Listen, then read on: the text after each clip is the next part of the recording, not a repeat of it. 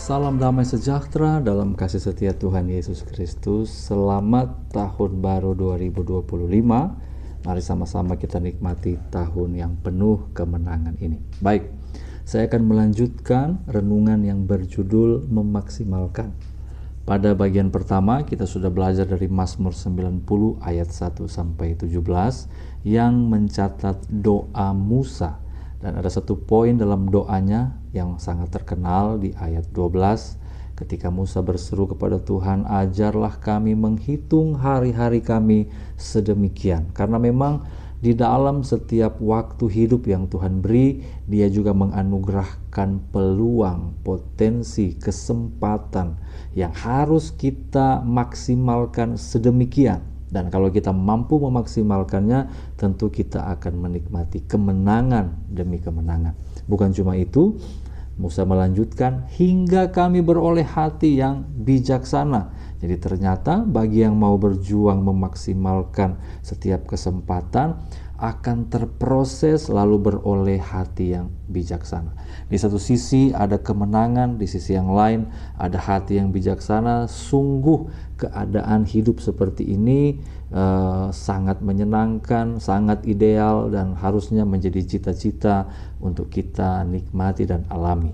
Tetapi kita bisa melihat kenyataan bahwa tidak semua orang percaya menikmati hidup yang demikian. Ada pula yang harus terus gagal dalam kehidupannya, bahkan ada yang menormalisasi kegagalan tersebut, bahkan merohanikannya dengan berkata, ya inilah kehendak Tuhan bagi saya. Tentu saja ini hal yang keliru yang perlu diluruskan. Atau ada juga yang mengalami kemenangan di satu aspek, lalu kegagalan di satu aspek, kebijaksanaan di satu hal, tapi kebodohan di hal yang lain, sehingga kita bisa melihat kehidupan yang jatuh bangun, naik turun, dan tentu melelahkan. Nah, ternyata Musa sendiri pernah mengalami satu kegagalan besar. Kalau kita lihat dalam Keluaran pasal 2 ayat 1 sampai 10 dikisahkan kelahiran Musa, kemudian harus diasuh, dibesarkan oleh putri Firaun di istana putri Firaun. Jadi dia sudah mendapatkan pendidikan terbaik yang bisa disediakan oleh orang Mesir, gizi terbaik untuk pertumbuhannya, sehingga di ayat 11 Musa menemukan dirinya harus mengaktualisasikan diri, dan dia lalu mau tampil sebagai seorang pemimpin. Dia menghakimi tindakan seorang Mesir yang memukuli orang Ibrani karena mereka sedang diperbudak saat itu, lalu melerai pertengkaran dua orang Ibrani. Tapi alih-alih menjadi pemimpin besar, malah Musa menjadi buronan. Dia gagal menjadi pemimpin saat itu, jauh panggang dari api, harus lari dari Mesir ke tanah Midian. Kemudian dia menikahi seorang wanita di sana, lalu berprofesi sebagai seorang gembala kambing domba, bukan milik pribadi pula, tapi milik mertua. Ya, kita bisa melihat di sini betapa Musa sangat terpuruk. Orang Mesir menganggap pekerjaan gembala kambing domba itu sebagai pekerjaan yang hina, yang remeh, yang tidak mereka minati. Lalu Musa dari status sebagai pangeran Mesir, dibesarkan, dididik di istana putri Firaun, harus ada di profesi tersebut. Betapa dia terpuruk, bahkan terjerembab, sehingga jauh dari cita-cita yang semula. Tetapi kita tahu bersama kisah ini, nantinya Musa akan menjadi pemimpin hebat, alat Tuhan yang dahsyat, yang akan dipakai Tuhan membebaskan orang Israel dari perbudakan Mesir. Nah, tentu saja kita harus cari tahu kenapa dari keterpurukan, kekalahan sedemikian, dia kemudian bisa maksimal menjadi pemimpin besar orang Israel. Nah, saya menemukan bahwa kuncinya ada di Keluaran pasal 3. Ketika dia menggembalakan kambing domba mertuanya, dia sampai di Gunung Allah, yaitu Gunung Horeb. Lalu dia melihat sebuah penampakan yang aneh, Semak duri mengeluarkan nyala api tapi tidak terbakar. Ketika dia mendekat ke situ, dia bertemu dengan hadirat Tuhan dan firman Tuhan. Karena dia mendengar suara yang berkata, "Musa, Musa." Lalu Tuhan memperkenalkan diri kepadanya, "Akulah Allah ayahmu, Allah Abraham, Allah Ishak, dan Allah Yakub." Nah, pertemuan dengan Tuhan ini membuat dia berubah. Pertemuannya dengan firman Tuhan mengubah diri Musa dari kekalahan tadi akan menjadi pemimpin hebat di kemudian hari. Pertemuan ini saya beri istilah resetting atau set ulang. Ya, resetting adalah sebuah proses mengembalikan sesuatu ke kondisi awal atau keadaan semula yang memang dikehendaki. Misalnya di dunia teknologi ada namanya reset komputer, diset ulang kembali baik gitu dari kerusakan-kerusakan. Atau di psikologi ada reset mental, mungkin kita kelelahan, stres dan seterusnya, kita reset kembali supaya menjadi segar kembali. Nah, di dunia kerohanian sebenarnya ada resetting juga, tapi kita lebih mengenalnya dengan istilah pertobatan. Kalau di kehidupan yang lama dia itu ikut dengan prinsip-prinsip dunia, keberdosaan akan menuju pada kebinasaan. Ketika mengalami resetting, dia akan kembali kepada rencana Bapa yang sempurna, kebenaran Tuhan yang semula, yang memang disitulah Tuhan kehendaki manusia itu hidup dan berkarya secara maksimal.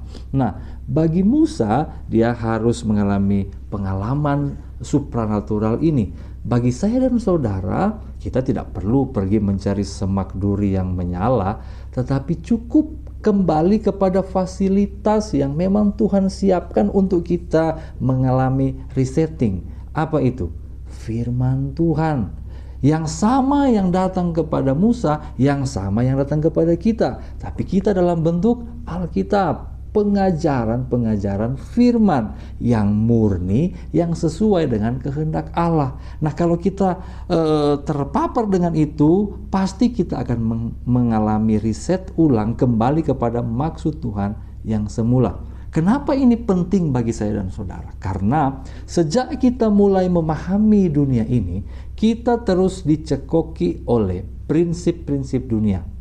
Mungkin melalui gaya hidup, melalui kenyataan hidup, cara berpikir, cara berperasaan orang-orang di sekitar kita, dan seterusnya. Nah, nilai-nilai dunia ini saking banyaknya di sekitar kita, sering kita anggap sebagai sesuatu yang normal.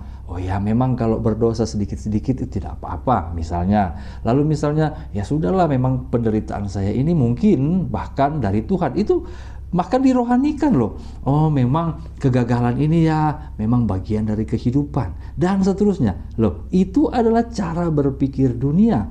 Jangan tinggal di situ, karena kalau kita masih ada di situ, menang dan bijaksana tadi, pemaksimalan hidup tadi akan sulit terwujud. Kita justru harus berpaling kepada kebenaran firman. Dan kita lihat misalnya di dalam Injil. Injil adalah kabar baik, dan isi dari Injil adalah pemberdayaan. Isi dari Injil adalah sukacita, kebenaran, damai sejahtera. Nah, disitulah kita harus berpaling.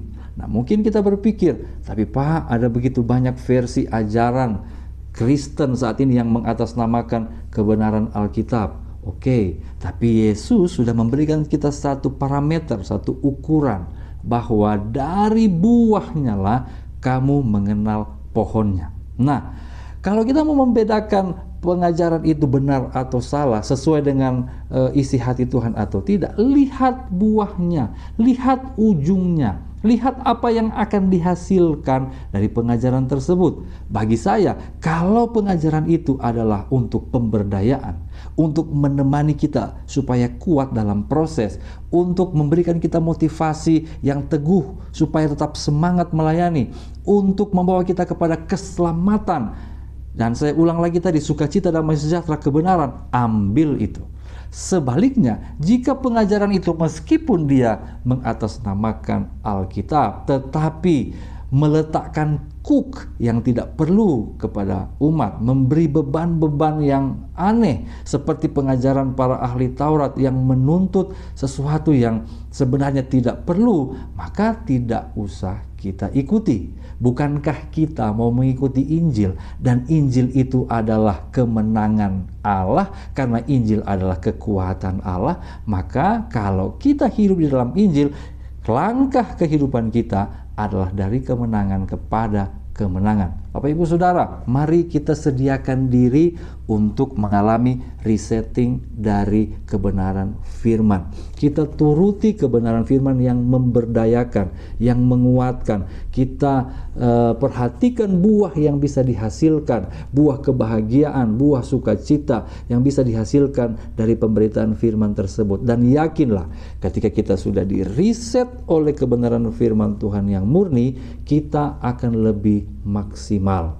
Tapi memang butuh upaya kita menyingkirkan semua cara berpikir duniawi yang membebani dan menyusahkan.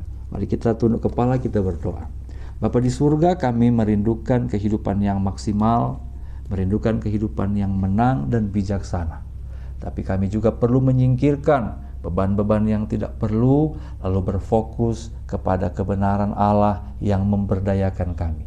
Teruslah kuatkan kami dengan kesegaran firman-Mu ya Tuhan, supaya kami bisa jalan dengan maksimal, meraih kemenangan yang memang Tuhan siapkan bagi kehidupan kami. Di dalam nama Tuhan Yesus Kristus. Haleluya. Amin.